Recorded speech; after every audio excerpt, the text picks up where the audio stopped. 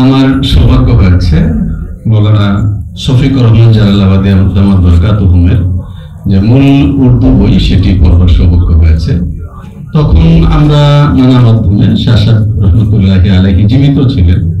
আমরা আবেদন পৌঁছানোর চেষ্টা করেছিলাম এটা যে রাজনীতির বাইরে গিয়ে অন্তত পক্ষে ভাষা কেন্দ্রিকতার যে একটা জায়গা আছে সেই জায়গাটায় বসিয়ে জাতীয় পর্যায়ে মৌলানা আথারী রাহিমাহুল্লাহ তাআলাকে আলোচনা আনা যায়। আমরা অনুরোধ করেছিলাম, যেহেতু এটা এমন একটা বিষয় যে অনুরোধ রক্ষা করা হলে হয়তো আমরা সময় ফুরিয়ে গেলে যে আক্ষেপ করি সে আক্ষেপ করার মধ্যে একটা মজা থাকে, হয়তো বা সেই মজাটা থাকবে না এমন কোনো কারণ থাকবে যেটা আমাদের জানা নেই, আমাদের অনুরোধ এটা রাখা হয়নি। যে বাংলা ভাষা নিয়ে আমাদের দেশে এত কিছু হয় এই বইয়ে মৌলানা জালালাবাদী দামাত বরকাতুহুম এনেছেন যে কোন রাজনৈতিক সংগঠন হিসাবে সর্বপ্রথম মৌলানা আথারী রাহিমাহুল্লাহ তাআলার সংগঠন বাংলা ভাষাকে রাষ্ট্রভাষা করার পক্ষে দাবি জানিয়েছে। এর আগে অন্য কোন সংগঠন এই দাবি জানায়নি।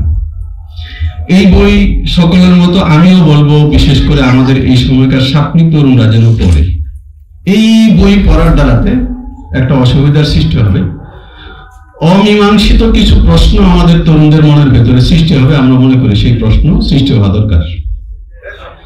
মৌলানা আথারী রাহিমাহুল্লাহ তাআলা যে সময়টাতে রাজনীতি করেছেন, পার্লামেন্টে গিয়েছেন, 36 জন সদস্য নিয়ে গিয়েছেন, এমন না যে পদটা মসৃণ ছিল। মৌলানা মুহিউদ্দিন খান রাহিমাহুল্লাহ তাআলার কাছে শোনা একটা কৌতুক বলি আপনাদেরকে। মৌলানা আথারী রাহিমাহুল্লাহ তাআলা পাশ করে যখন সংসদে গেছেন তখন তাকে অনেকটা বিব্রত করবার জন্য তার পাশে একজন মেয়ে সদস্যের সিট দেওয়া হয়েছে। তিনি বিব্রত হবেন। মৌলানা আথারী রাহিমাহুল্লাহ তাআলা তিনি তো যুদ্ধ করে সে পর্যন্ত গিয়েছেন। আর আমরা জানি রাজনীতিতে শুধুমাত্র লেঠেল যুদ্ধটাই যুদ্ধ না, এখানে বিচক্ষণতা এবং বুদ্ধিভিত্তিক যুদ্ধটা কেমন, যে মৌলানা আথারী রাহিমাহুল্লাহ তাআলা প্রেসিডেন্টের আলোচনার উপর ধন্যবাদ প্রস্তাব দিতে গিয়ে বলেছেন যে আমি স্পিকার আপনার মাধ্যমে প্রেসিডেন্টকে বিশেষ করে এই কারণে ধন্যবাদ জানাই যে আমি একজন সদস্য, আমি যে পান খাই এটা আপনারা লক্ষ্য রেখেছেন, এবং আমার ঘরে পান বানায় দিত একজন মাদি আসুন, কৌশল করে তিনি ওই শব্দ ইস্তেমাল করেছেন যে এখানে যে আমার পান বানায় দেওয়ার জন্য আমার কাছে একজন মাদি শিখতেছেন, এই জন্য আপনারা ধন্যবাদ জানাইতাম। তিনি আন্দোলন করে এই মহিলাকে হটাবেন কি, মহিলার সঙ্গে সঙ্গে পালিয়েছে। এটা একই সঙ্গে কৌতুক, একই সঙ্গে রাজনৈতিক বিচক্ষণতা এবং একই সঙ্গে পরিবেশ। যে সময়টাতে তিনি হিরো হিসাবে রাজনীতি করেছেন সেটা মসৃণ ছিল না। তিনি বিপ্লব করে শেষ চেয়ারটাতে যখন বসেছেন সেখানেও তার প্রতিপক্ষ ছিল এবং সেটাও তার কণ্টকপূর্ণ একটা জায়গা ছিল। এটা একটা গুরুত্বপূর্ণ জায়গা।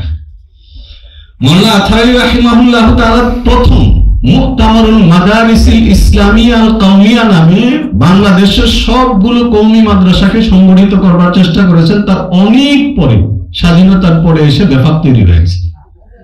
মৌলানা আথারী রাহিমাহুল্লাহ তাআলা কিশোরগঞ্জে থেকে তখন জাতীয় দৈনিক বের করেছেন। বরুণার মৌলানা লুৎফুর রহমান সাহেব সেখানে প্রেস জাতীয় দৈনিক বানাবার জন্য উদ্যোগ নিয়েছেন, তারা রাজধানীতে ছিলেন না।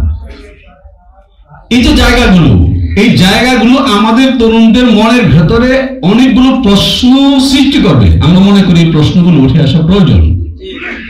হয়তো সমাধান নেই, কিন্তু 100 বছর পরে হলেও হয়তো সমাধান আসবে। বিজয়ের জন্য একটা গুরুত্বপূর্ণ জায়গা যেটা, সেটা হলো অতীতের ইতিহাস। মৌলানা জালালাবাদী সাহেব, তাকে আমরা সশ্রদ্ধ কৃতজ্ঞতা জানাই যে তিনি ইতিহাস তুলে এনেছেন, কিন্তু এই ইতিহাসে কিছু ভয়ঙ্কর তথ্য আছে।